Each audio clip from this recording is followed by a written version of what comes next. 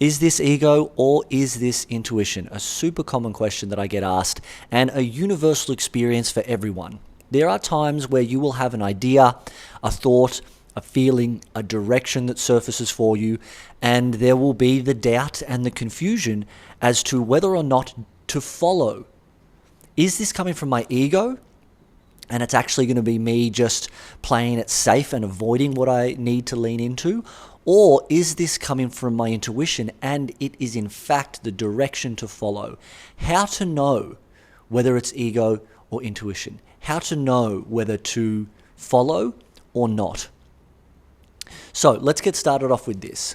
The ego's ideas and suggestions will be fear-based. They will be coming from a place of either trying to get away from a situation or trying to gain something from a situation. There will be a fear-based drive when something is coming from ego. And that's not good or bad, right or wrong. It simply just is what it is.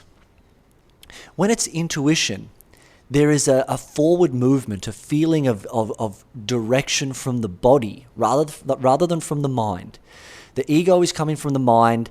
There's a feeling of, suggesting something to you, convincing you of something, trying to sell an idea to you.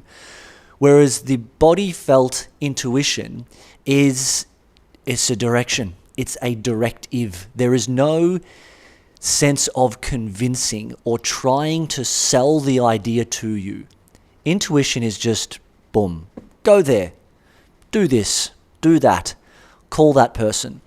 And what makes following intuition, what makes this question and this universal experience such a common one, is that intuition only gives the next step, whereas your ego can lay out the next 10 steps for you, give you a few options and a few scenarios, and then really, give you this PowerPoint presentation as to why you should go in the direction that it's suggesting.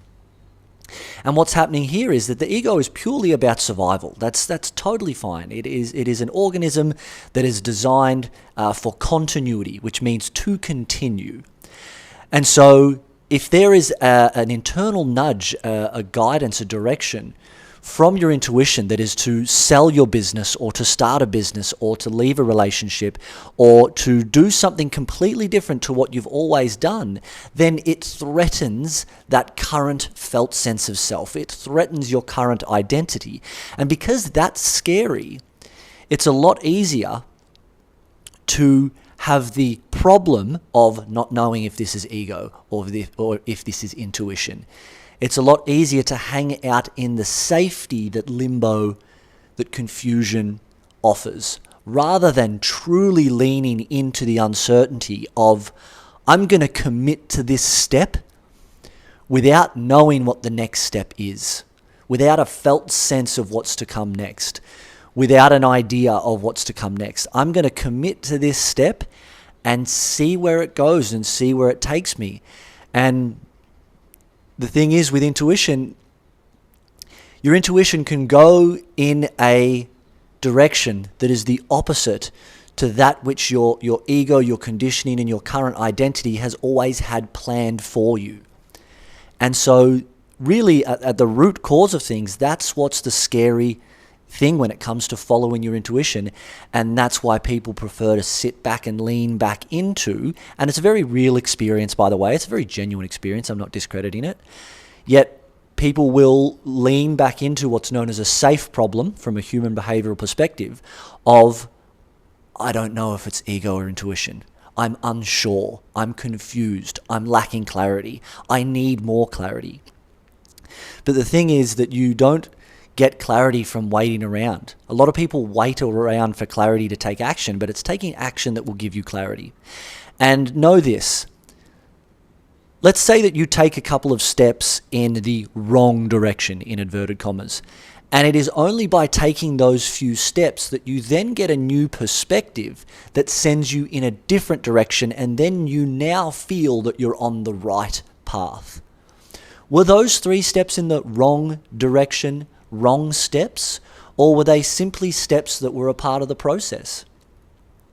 I've got a friend who is moving moving from Bali back to the UK, and he's been exploring a few avenues or options of where he could go. There was an idea to go to Melbourne.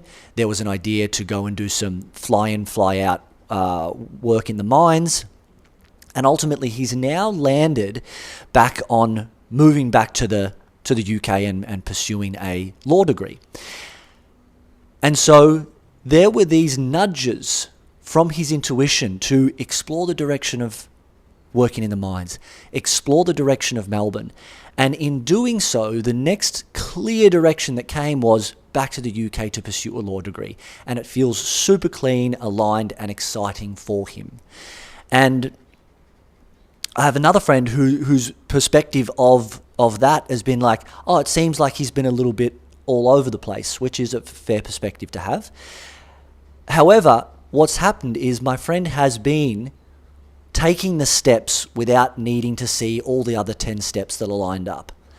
And so although there was some time and effort and energy invested in looking at working in the mines, which is Perth, Australia, looking at going to Melbourne, which is obviously Melbourne, Australia, and they didn't pay off, let's say, by taking the steps in those directions, it's ultimately swung him back to going back to London and pursuing a law degree.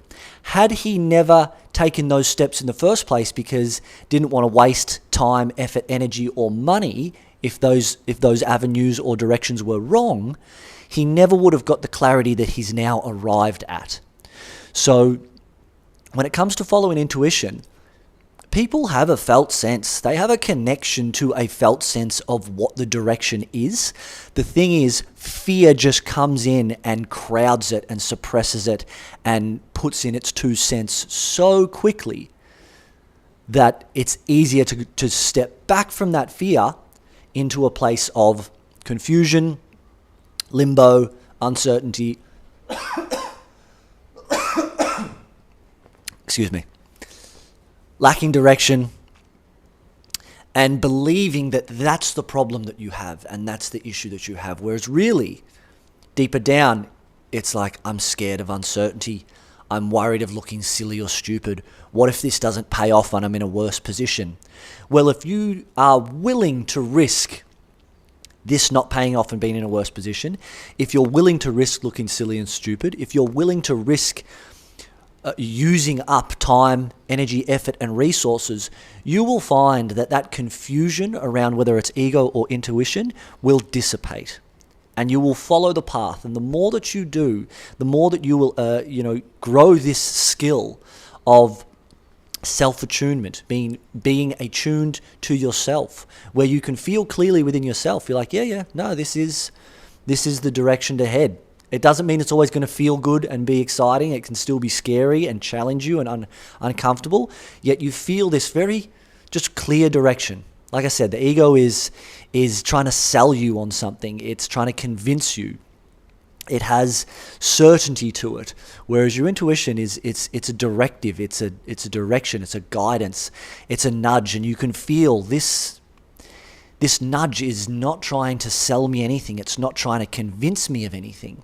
And so use those points of reference as markers within your mind and body to check in with, and be willing to make some mistakes. Be willing to come to a point in your life and be like, yeah, damn it, I followed ego there. I followed fear. I thought I was following intuition, but now I know. And you know what? You're going to move faster that way. You're going to move faster by going in the wrong directions. And you're going to move faster by making mistakes than you will hanging around trying to get super clear as to whether it's ego or intuition.